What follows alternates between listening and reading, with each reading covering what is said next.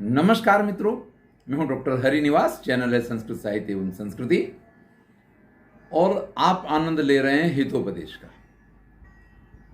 दमनक और करटक, इन दोनों ने पिंगलक और संजीवक की मित्रता क्या करवाई। इन दोनों का तो जैसे दाना पानी ही उठ गया, क्योंकि जब ये राजा के खजाने की चिंता किए बिना उसका अपव्यय दुर्व्यय कर रहे थे, तो संजीवक ने और पिंगलक के भाई, इन दोनों ने पिंगलक को समझाया कि भाई अपने राज्य की उचित व्यवस्था करना राजा की जवाबदारी है, इसलिए आपको योग्य व्यवस्था करनी चाहिए। और इस संदर्भ में संजीवक को सारी जवाबदारी सौंप दी गई। परिणाम यह हुआ कि दमनक और करटक अब तो एक तरीके से आज की अपनी भाषा में कहें तो रोटी के लाले हो गए। अब पार्टियां तो दूर, भरपेट भोजन भी ना मिले, ऐसी स्थिति आ गई है। तब दोनों चर्चा करते हैं, यार ये तो हमारे किए हुए कर्म है जो हमारे सामने आए हैं। लेकिन दमनक उनमें से है जो कभी भी हार नहीं मानता है। वो कहता है करटक से, हे मित्र, अगर इन दोनों की मित्रता मैं करवा सकता हूं तो इन दोनों की शत्रुता भी करवाना मेरे लिए कठिन तो नहीं है। अतथ्यान्यपि तथ्यानि दर्शयंत अतिपेशलाः समे निम्नोन्नतानिव चित्रकर्म विदोजना। देखिए भैया, अगर व्यक्ति प्रयत्न करे तो असत्य को भी सत्य बना दिया करता है। आप कहेंगे कि ये तो कैसे संभव है कि असत्य को भी सत्य बना दिया जाए। तो बड़ी सुंदर उपमा देते हैं कि एक प्लेन कागज होता है, लेकिन जो अच्छा चित्रकार होता है ना, उस प्लेन कागज पे आपको कहीं पहाड़ दिखाएगा, कहीं उगता हुआ सूरज दिखाएगा, कहीं बहती हुई नदी दिखाएगा और कहीं बड़ा गहरा गड्ढा दिखा देगा। हाथ फिराओगे तो पेपर बिल्कुल प्लेन है, वो दीवार बिल्कुल प्लेन है, लेकिन वहां आपको ये सारी चीजें दिखाई देने लग जाएंगी। आजकल तो भैया 3D आ गया है, और इस 3D के जमाने में तो आप बिल्कुल ये महसूस करते हैं कि जैसे आप पर्वत के ऊपर हो, जबकि हैं आप बिल्कुल चित्र के सामने। तो एक अच्छा चित्रकर्म करने वाला, एक अच्छा चित्रकार जिस प्रकार से प्लेन पेपर को बिल्कुल ऊंचा नीचा, कहीं उसमें पर्वत है, कहीं उसमें नदी, इस प्रकार का बना दिया करता है, इसी प्रकार से जो होशियार व्यक्ति होता है, जो समझदार व्यक्ति होता है, वो असत्य को भी सत्य करने की शक्ति रखता है, क्षमता रखता है। उत्पन्नेष्वपि कार्येषु मतिर्यस्य न हीयते सा निस्तरति दुर्गाणी गोपी जारद्वय वृथा। फिर दमनक कहता है कि जब स्थिति आकर के खड़ी हो जाए, जब परिस्थिति आकर के खड़ी हो जाए, जब ऐसा अवसर आकर के खड़ा हो जाए कि आप अत्यधिक परेशानी में हैं, आप अत्यधिक विपत्ति में हैं, उस समय जिनकी बुद्धि, जिनकी मति जो है उनका साथ नहीं छोड़ती है, जिनकी बुद्धि जो है वो व्याकुल नहीं होती है, जिनकी बुद्धि न हीयते, नष्ट नहीं होती है, वो कठिन से कठिन समस्या में से भी बाहर आ जाते हैं। जैसे दो दो प्रेमियों को एक साथ प्रेम करने वाली गोपी ने परिस्थिति देख करके और स्वयं को उसमें से बचा लिया।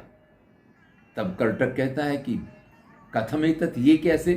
तो भैया दमनक एक और कथा हमें सुनाता है। चलिए हम भी इस कथा को सुनते हैं।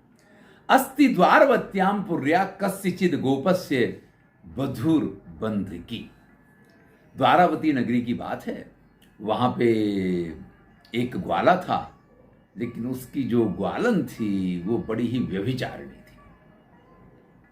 देखिए, कुछ स्त्रियों का स्वभाव ऐसा होता है हर समाज में, हर देश में, हर काल में और हर जगह पे ऐसी स्त्रियां पाई जाती हैं जो हमेशा किसी भी पुरुष को देख करके लालायित रहती हैं कि कब कहां कैसे मौका मिल जाए। देखिए, मैं जब ये बात कह रहा हूं तो पुरुषों पे तो ये बात बहुतों पे लागू पड़ती है, स्त्रियां तो बहुत कम संख्या में ऐसी होती हैं। पुरुष तो हमेशा ही इस उधेड़बुन में लगा रहता कि कब कहां कैसे मौका मिल जाए। स्त्रियों के संदर्भ में अगर ये संख्या देखी जाए तो संभवतः पुरुषों से तो कम ही है, लेकिन पुरुषों पे कोई उंगली नहीं उठाता है और स्त्रियां जब ये काम करती तो उन पे उंगली उठाई जाती है। तो उस गोप की जो वधू थी, जो ग्वालिन थी, वो बड़ी ही व्यभिचारिणी। सा ग्रामस्य दंड नायकेन तत्पुत्रेण च समम रमते, और ऐसी कि गांव के दंड नायक से और उसके पुत्र से, दोनों से एक साथ प्रेम करती। यहां प्रेम कहना गलत होगा, क्योंकि यहां पे भी समम रमते, दोनों के साथ एक साथ खेलती थी। अब ये खेलने का तात्पर्य आप बिल्कुल समझ गए होंगे। तो वो वधू, वो ग्वालिन गांव के दंडनायक और उसके पुत्र दोनों के साथ एक साथ काम क्रीड़ा किया करती थी। यहां पे कवि कहते हैं, नाग्नि तृप्यति काष्ठानाम नापगानाम महोदधि नान्तकः सर्वभूतानाम ना पुंसाम वामलोचना। भैया, ये बिल्कुल निश्चित है कि आग में कितनी भी लकड़ियां डाल दें, आग कभी संतुष्ट नहीं होती है। आप जितनी ये लकड़ी डालते चले जाएंगे, आग उतनी लकड़ी को भस्म करती चली जाएगी। समुद्र में कितनी भी नदियां जाकर के मिल जाएं, समुद्र कभी ये नहीं कहेगा कि बस, अब बस करो, अब मैं और किसी नदी के जल को स्वीकार नहीं करूंगा। वो और आ जाओ, और आ जाओ, और आ जाओ, इस प्रकार से समुद्र सभी नदियों का स्वीकार करता रहता है, सभी नदियों के जल का स्वीकार करता रहता है। यमराज कभी नहीं थकता है लोगों को मार के, चाहे जितने मर गए हों, लेकिन यमराज कभी ये नहीं कहते कि भाई आज मैं ड्यूटी नहीं करूंगा, आज तो बस मेरा संडे है, आज मेरी छुट्टी है, आज कोई नहीं मरेगा। ना कभी संडे होता है, ना कभी मंडे होता है। वहां तो सारे दिन और सारा काल ही उनका ऐसा होता है। तो लोगों को मार मार के यमराज कभी जो है ना, वो थकते नहीं हैं। और इसी प्रकार से जो वामलोचना होती हैं, जो इस प्रकार की स्त्रियां होती हैं, चाहे जितने पुरुष उनको मिल जाएं, वो कभी भी पुरुषों से तृप्त नहीं होती हैं। ऐसा नहीं है कि एक अच्छा व्यक्ति मिल गया तो चलो बस अब मन भर गया, नहीं। एक मिले, दो मिले, फिर मिले, फिर मिले, जहां मिले तहां मिले, जो मिले जैसे मिले, बस उन्हें तो अपने आनंद से काम होता है और उनको कभी भी किसी भी पुरुष को देख करके तृप्ति नहीं हुआ करती है। अन्यंच और कहते हैं, न दानेन न मानेन नार्जवेन न सेवया न शस्त्रेण न शास्त्रेण सर्वथा विषमास्त्रिया। कोई ये सोचे कि नहीं नहीं नहीं नहीं, स्त्री को तो वश में किया जा सकता है। कैसे कर सकते हैं? बोले उसको धन संपत्ति देकर के वश में कर सकते हैं। किसी ने कहा कि नहीं, उसका मान सम्मान करेंगे तो वो वश में रहेगी। किसी ने कहा कि नहीं, उसके साथ मीठी मीठी बातें करेंगे, उसके साथ हम जेंटलमैनशिप दिखाएंगे, हम उसके साथ स्त्री दाक्षिण्य दिखाएंगे तो वो वश में हो जाएगी। कोई कहता है कि नहीं, सेवा करोगे तो स्त्री वश में हो जाएगी। कोई कहता है शस्त्र से हम स्त्री को वश में कर लेंगे, तो कोई कहता है शास्त्र से हम बड़े काम शास्त्र के विद्वान हो जाएंगे, फिर स्त्रियां हमारे वश में रहेंगी। भैया, इनमें से एक भी उपाय काम नहीं आएगा। स्त्रियों को वश में किया ही नहीं जा सकता है, न दान से, न मान से, न आर्जव से, न सेवा से, न शस्त्र से और न शास्त्र से। सर्वथा विषमास्त्रिया गुणाश्रयम कीर्तियुतम च कांतम पतिम रतिज्ञम सदनम युवानम विहाय शीघ्रम वनिता व्रजंती नरांतरम शील गुणादीनम। देखिए, स्त्रियों के स्वभाव की चर्चा शुरू हो गई है। स्त्रियों को कोई तृप्त नहीं कर सकता है, स्त्रियों को वश में नहीं किया जा सकता है।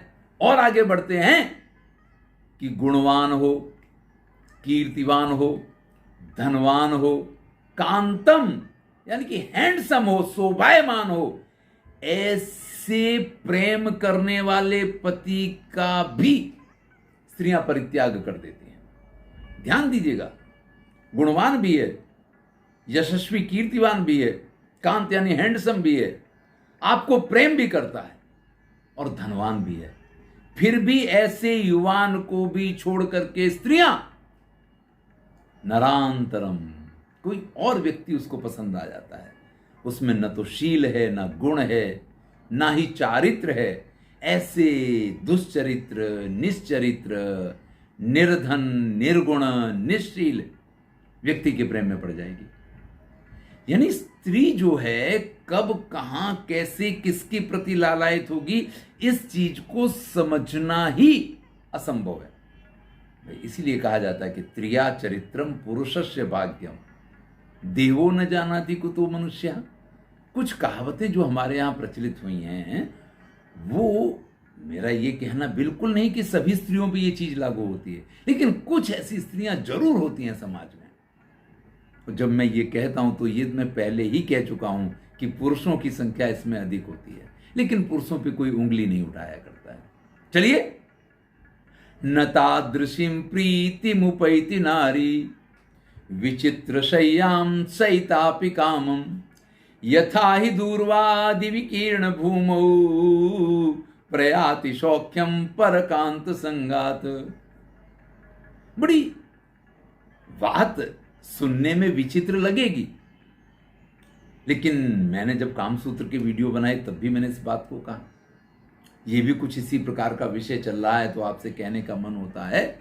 यहां कवि लिखते हैं, नारी को सुंदर रेशमी शैया हो, जिसको फूलों से सजाया गया हो, जिसपे उसको जो कुछ चाहिए वो सब कुछ प्रस्तुत किया गया हो, अपने पति के साथ उस शैया पे ऐसी दुष्चारणी स्त्री को वो आनंद नहीं मिलता है जो आनंद जंगल में कहीं घास, कहीं जमीन के ऊपर, जहां कोई ठिकाना नहीं है, ऐसी जगह पे जब वो किसी अन्य के साथ में संभोग करती है, वहां उसको जिस सुख की प्राप्ति होती है, वो सुख अपने पति के साथ, अपने उस सुंदर भवन में, और उसमें भी सुंदर बने हुए बिस्तर पे वो नींद नहीं आती है, या वो आनंद नहीं मिला करता है। ध्यान दीजिएगा, ये काम का वैशिष्ट है।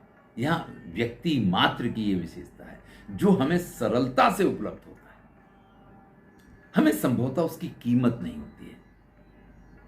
हमें जो कठिनाई से मिलता है उसके लिए हम अधिक लालायित रहते हैं। वैसे तो हमारे यहां शास्त्रों ने ये कहा है कि संभोग ये तो ऐसी चीज है कि वही पति है, वही रात्रि है, वही वातावरण है, फिर भी मन उत्कंठित होता है। ये सारी बातें अपनी जगह हैं, लेकिन अगर किसी ने प्रच्छन्न प्रेम किया है, अगर किसी का किसी और के साथ प्यार हो गया है, उसके बाद उसकी फील्डिंग भरने में और उस दौड़ने में जिस आनंद की प्राप्ति होती है, वो आनंद सामान्य काम में से नहीं मिलता है। इस बात को कवि यहां और स्पष्ट करते हैं कि जो स्त्री है उसको उस प्रकार की प्रीति यानी आनंद अपनी उस सुंदर भवन की सुंदर शैया पे नहीं मिलता है, जैसा आनंद जंगल में जहां घास हो, पीठ छिल जाए, जहां शरीर की हालत खराब हो जाए, लेकिन वहां दूसरी के साथ संभोग करने में जिस आनंद की प्राप्ति होती है। अब चलिए हम उस कथानक पे वापस चलते हैं। अथ कदाचित सा दंड नायक पुत्रेण सह रममाणा तिष्ठति। अब वो जो ग्वालिन है ना, जो दंड नायक से और उसके पुत्र से एक साथ प्रेम किया करती थी, एक दिन की बात है कि दंड नायक का पुत्र उसके घर पे उसके साथ मजे कर रहा था, या ये कहिए कि दंड नायक के पुत्र के साथ वो अपने घर पे आनंद कर रही थी। अथ दंड नायको पिरंतुम तत्रागता। अब ऐसा हुआ कि दंड नायक की भी इच्छा हो गई और वो भी उसी समय उसके घर जाके पहुंच गया। यानी पुत्र के साथ तो उसका रमण चल ही रहा था और ऐसे में पिता भी वहां आके पहुंच गया। तमायांतम दृष्ट्वा तत्पुत्रम कुशूले निक्षिप्य दंडनायकेन से तथैव क्रीडति। अब उसने देखा तो उसने दंडनायक के पुत्र से कहा कि छुप जाओ चुपचाप, तुम्हारे बाप आके पहुंच गए हैं। और उसको पहले अनाज भरने के लिए बड़े बड़े कुठले, बड़े बड़े संदूक, बड़े बड़े बक्से इस प्रकार के बना करते थे। तो ऐसे एक कुशूले, कुशूले का अर्थ होता है एक ऐसे भांड के अंदर, एक ऐसे बहुत बड़े बर्तन के अंदर उसको छुपा दिया। और फिर दंडनायकेन, उसके बाप के साथ उसने उसी प्रकार से आनंद किया, उसके बाप को भी खूब तृप्त किया। इतने में उसका पति जो गोप है वो आता हुआ, वो पहुंच गया। अब जैसे ही उसको आते हुए देखा, उसको देखते ही उसने उस दंडनायक से कहा, अपना डंडा लो और यहां गुस्सा करते हुए बाहर निकलो, मुझको डांटते हुए यहां से बाहर निकलो। दंडनायक, भाई गुस्सा किया तो नहीं जाता, लेकिन कह रही है तो करना तो पड़ेगा। उसने उसी प्रकार से जैसे उस ग्वालिन ने कहा था, अपना डंडा उठाया और उसके ऊपर गुस्सा करता हुआ कि कल देखूंगा या ये करूंगा, कुछ भी बोलते हुए वहां से निकलने लग गया। अब इतने में उसका पति जो गोप वहां करके पहुंचा तो उसने पूछा, भाई ये यहां क्यों आया था और आया तो क्या कह रहा था? केन कार्येण दंडनायका समागत अत्र स्थिता। अरे भाई ये किस लिए आकर के यहां बैठा था? तब वो ग्वालिन कहती है, साब्रुते अयम केनापि कार्येण पुत्रस्योपरि क्रुद्धा। पता नहीं क्या बात है, पर किसी बात से ये अपने बेटे के ऊपर बहुत गुस्सा है। सच पलाय मानो अत्रागत्य प्रविष्टो मया कुशूले निक्षिप्य रक्षिता। ये तो उसको मार ही देता अपने बेटे को, इसका बेटा इससे भागता हुआ यहां आकर के मेरे पास पहुंच गया और मैंने उसको कुठले में छुपा दिया है। मैंने उसको एक बड़े से पात्र के पीछे छुपा दिया है, मैंने उसकी रक्षा कर ली। तत्पित्रा चा अन्विष्यात्र न दृष्टा। उसका बाप यहां उसको ढूंढ रहा था, कहां है कहां है कहां है, लेकिन वो उसको ढूंढ नहीं पाया। इसलिए अत एवायम दंडनायका क्रुद्धेव गच्छति, इसलिए वो यहां से इतनी जोर से गुस्सा करता हुआ जा रहा है। अब बात बेचारा गोप सीधा उसकी समझ में आ गई कि देखो इसलिए वो गुस्सा करते हुए गया है, और फिर उसने वो जहां अंदर दंडनायक के पुत्र को छुपाया था वहां से उसको भी बाहर निकाल के दिखाया, देखो ये है, इसकी वजह से वो यहां गुस्सा करते हुए यहां से वापस गया है। तो भैया जो होशियार लोग होते हैं वो तो बड़े होशियार होते हैं, और विशेष करके स्त्रियां। चलिए इससे आगे की चर्चा हम अगले वीडियो में करेंगे। इस कथा को यहीं पूर्ण करते हैं। धन्यवाद। मैं हूं डॉक्टर हरिनिवास और आप आनंद ले रहे हैं हितोपदेश का। यहां तो ऐसी बहुत सी कथाएं हैं, आनंद लीजिए, मित्रों के साथ शेयर कीजिए।